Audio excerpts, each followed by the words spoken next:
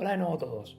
Hoy os traigo los resultados del estudio que comparó variables de tipo cardiorrespiratoria y de cerebrovascularidad y aporte de oxígeno cerebral en altitud a sherpas y canadienses que residían a nivel del mar. Estos eran caucásicos. Los resultados se agrupan en el estudio de la siguiente forma. Se comparan variables de la sangre venosa y arterial de los lowlanders o caucásicos con los sherpas que ascendieron desde Katmandú hasta la pirámide del campo base del Everest. Por otro lado, se comparan variables de tipo cerebrovascular y cardiorrespiratoria entre esos dos grupos. Y por último, se compara el flujo sanguíneo cerebral de los caucásicos con los sherpas que ascendieron y a su vez con los sherpas que no descendieron a Katmandú y simplemente fueron medidos en la pirámide del monte Everest. Hay que destacar un aspecto clave que ya resumimos en el episodio introductorio. Los participantes, tanto los sherpas que descendieron desde sus poblaciones a 2.800 hasta 3.500 metros aproximadamente de altitud, a Katmandú, 1.400 metros, y los canadienses que llegaron al Nepal estuvieron en Katmandú de 3 a 9 días. Después de esos 3 o 9 días se realizaron las mediciones y ese mismo día de mediciones volaron a Lukla. Lukla está a 2.800 metros de altitud. A partir de ahí, como ya mencionamos en el episodio introductorio, a partir de ahí inician un trekking de 9 días hasta llegar a la pirámide laboratorio del campo base del Everest. Esta pirámide es un compendio de colaboración entre diversas instituciones científicas europeas y anglosajonas. Por ejemplo, en Italia ha habido mucho arraigo y muchas aportaciones para de estudios desarrollados en la pirámide de Nepal.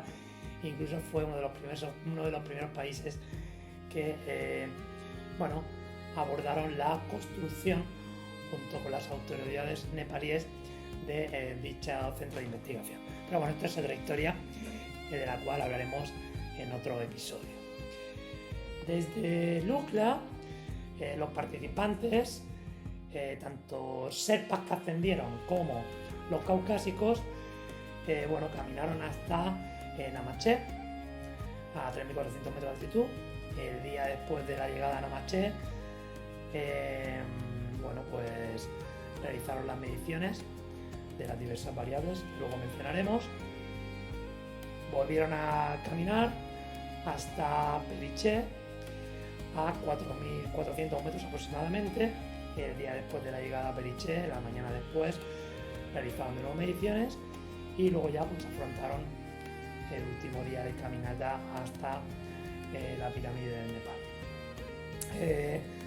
Entonces, hay que entender o hay que dejar claro o hay que entender qué tipos de grupos y subgrupos habían en este estudio, tanto caucásicos como sherpas que ascendieron, como aquellos sherpas llamados los sherpas de la altitud, que simplemente se desplazaron desde sus poblaciones de residencia a unos 4.000 metros de altitud hasta el centro de investigación de la pirámide a 5.000 metros, con lo cual el factor de desplazarse desde la baja altitud hasta la pirámide no es un factor de influencia sobre las variables de medición en este subgrupo del grupo de sherpas.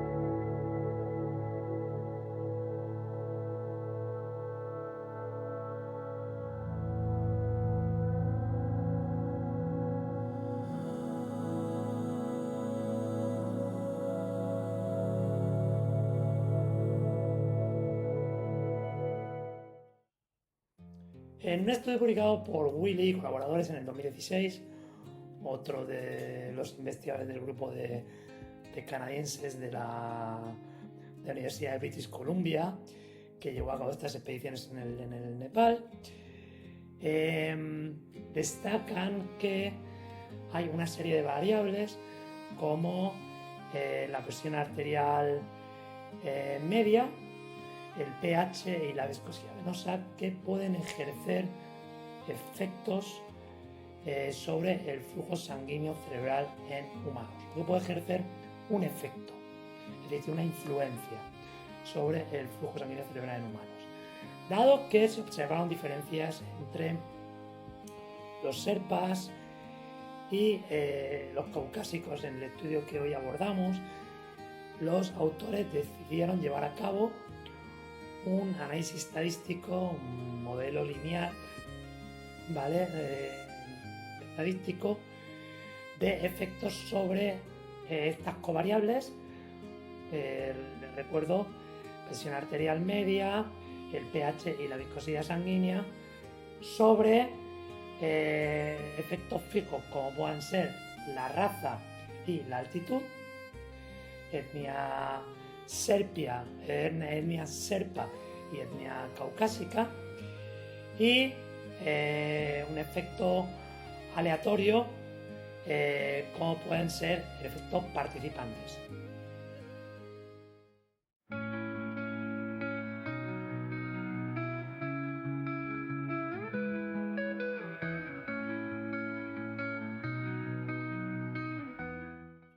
En referente a los resultados concernientes a parámetros de la sangre arterial venosa, comencemos con los tres primeros, que están expuestos en una de las tablas del estudio.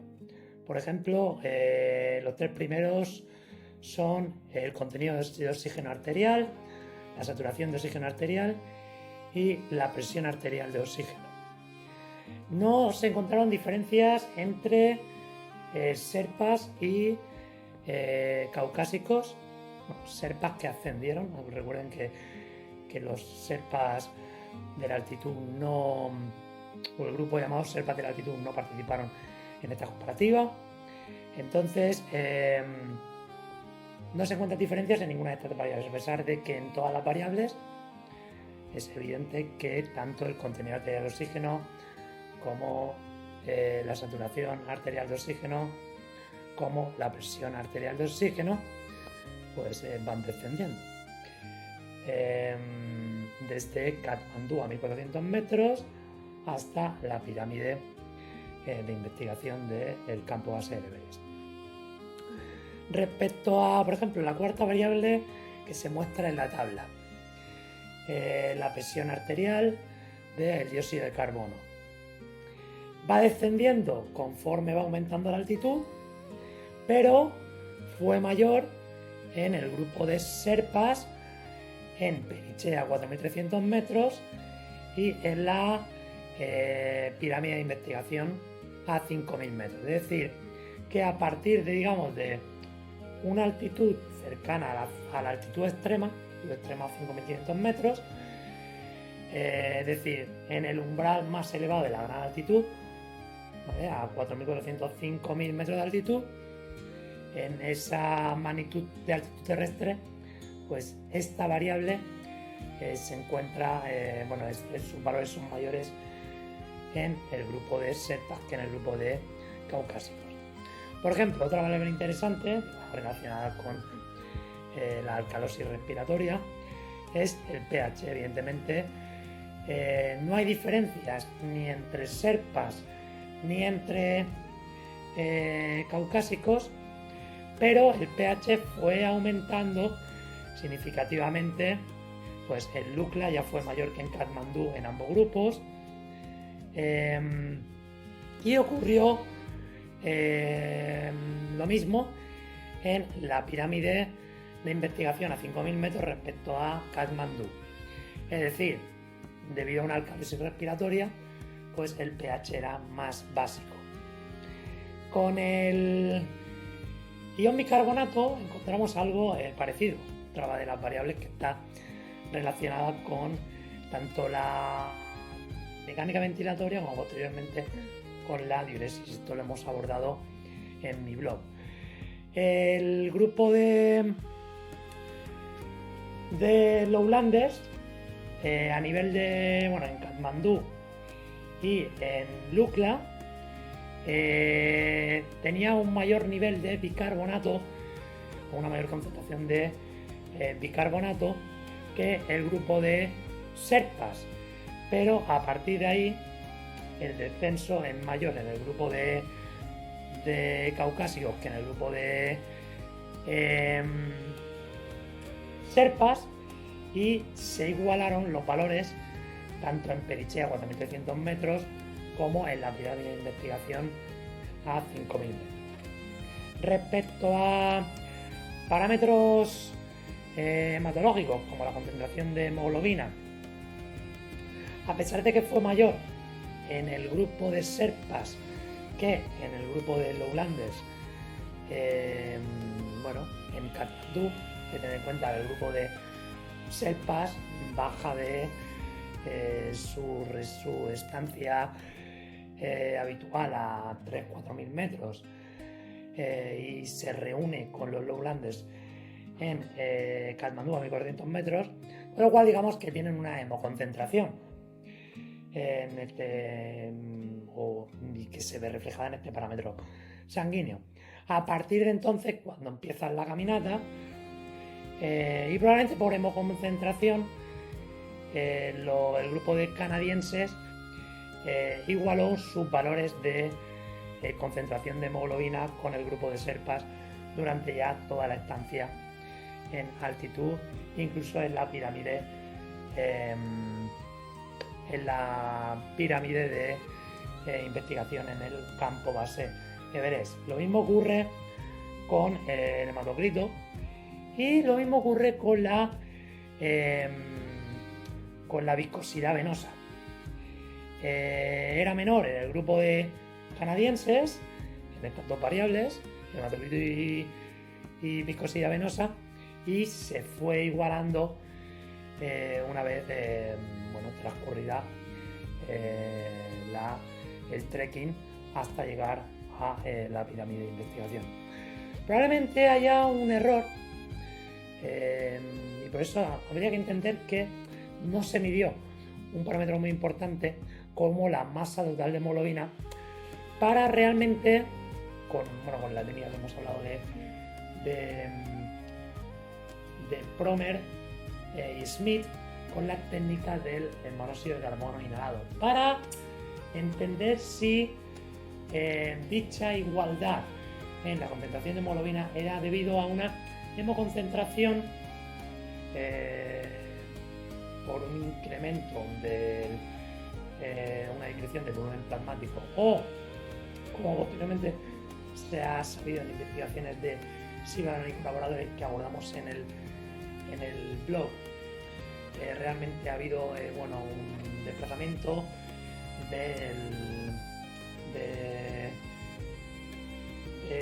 agua desde las células sanguíneas hasta los compartimentos extracelulares. Esto lo hemos abordado en la última entrada en la investigación de Conrad y colaboradores en los años 70, o realmente se debe a que sí que existió un incremento de la hemoglobina en sí. En fin, esto es una de las limitaciones de este estudio de tipo del diseño experimental.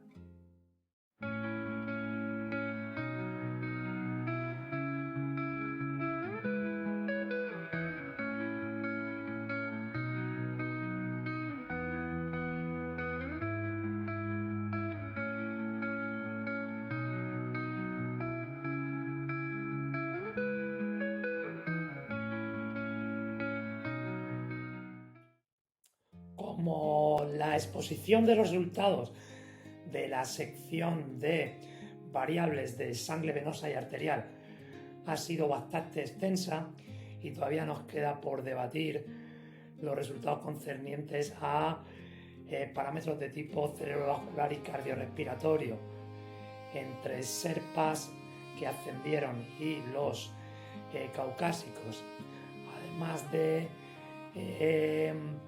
la comparativa en parámetros de tipo cerebrovascular y aporte de oxígeno cerebral entre ambos grupos de SERPA con los caucásicos, y por último el análisis lineal mixto de covariables. Voy a dejar que digieras de alguna forma toda la información que reconozco que no es fácil, que te he ido aportando durante esta exposición, y ya en el próximo episodio nos centramos en las siguientes secciones de resultados. Hasta entonces, espero que hayas aprendido de un área que es bastante compleja, lo entiendo y lo asumo, y que espero habértela detallado lo más sencillamente posible. Un fuerte abrazo.